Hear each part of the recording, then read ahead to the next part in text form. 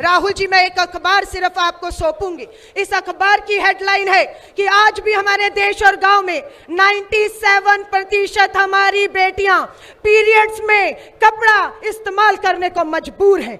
हमारी बहनें sanitary pad गांव-गांव में बनाकर इसमें सामाजिक सुधार और न्याय करना चाहती हैं। मुझे उम्मीद है आर्थिक न्याय के तहत हर महिला के हाथ में काम होगा और अपनी कमाई होगी। आने वाली गारंटियों में इसकी झलक हमें देखने को मिलेगी। हर महिला के हाथ में अपनी कमाई और अपना जो है काम होगा।